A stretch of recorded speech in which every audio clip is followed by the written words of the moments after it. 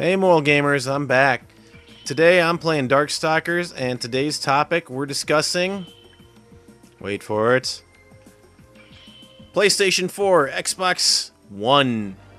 So, how are those systems going to stack up? Well, here's basically, and I'd kind of like to hear your thoughts too in the comments below. But what I'm seeing so far is that we're getting screwed as gamers. Come on, let me do it. There we go. We're kind of getting screwed as gamers. I mean, we can't do anything in the form of trading in our games, and a lot of games that I use for review are currently used. You know, I mean, it lowers my cost as a startup, and in addition to that, it also makes it easier for me to get games out to you guys as quick as possible. But the question is, though, how's that going to affect everyone? And, you know, we're looking at essentially Microsoft and Sony are saying, we're going to do what's right. We're going to do what's good. Right for who, guys? All you're doing is you're making it harder for us to rent a game, try it before we buy it. And suppose it's like my friend actually rented the new Tomb Raider, and he beat the sucker in one night. I mean, where's the incentive for him to really want this game again? You know, where's his incentive? I hate it when you play a game and all of a sudden it's done before you even get it started. I mean, that in my opinion, that's highway robbery. So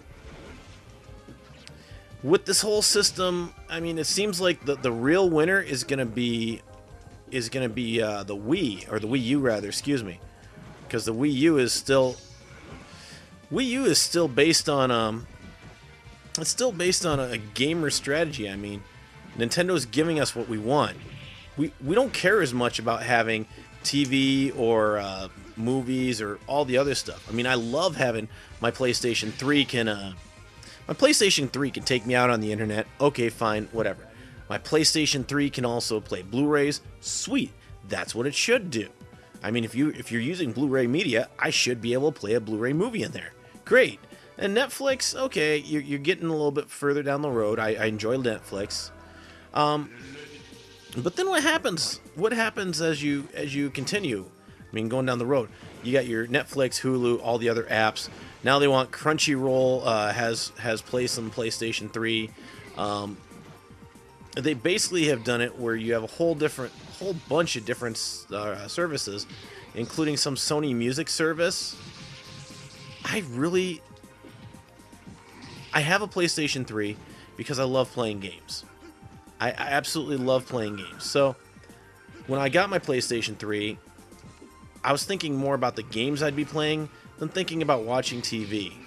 And I have a 500 gig hard drive. I figured that's the half terabit was the way to go. And the half terabit has been really good for me because I can store a lot of stuff on there.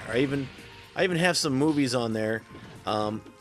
So I can, like, say, watch Jurassic Park or whatever whenever I want without having to hunt down my DVD. Great. I love that capability. But what you have is an entertainment company trying to draw their home consoles away from what it should be, and it should be a gaming console. The PlayStation 1 was a gaming console. PlayStation 2 was primarily a gaming console. PlayStation 3 was a multimedia system, which it's not bad to have, but if your focus goes away from the games, what are gamers left with? The other thing I'm having issues with is that as they're continuing this whole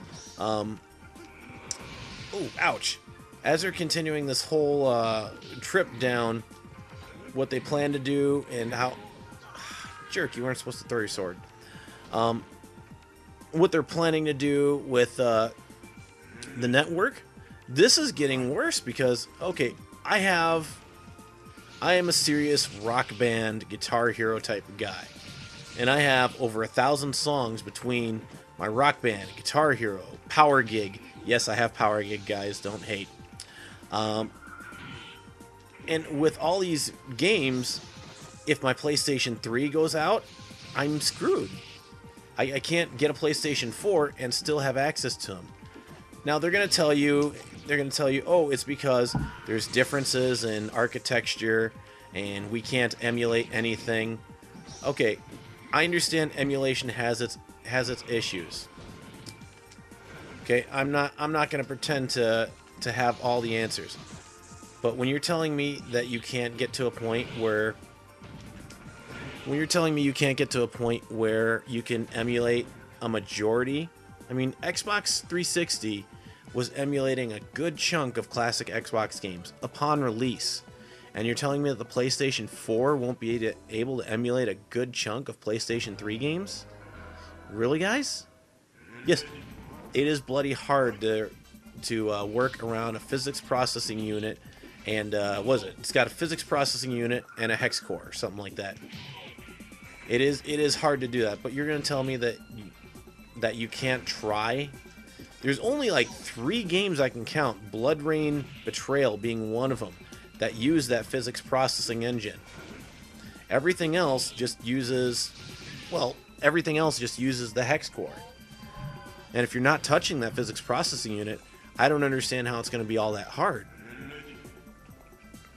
But then you have 360 to the Xbox One. By the way, we're not talking about the classic Xbox. We're talking about the new one. Kind of funny the way they did that, but okay, whatever, guys. So if the Xbox One is going to be coming out and it's going to have 0 backwards compatibility, why?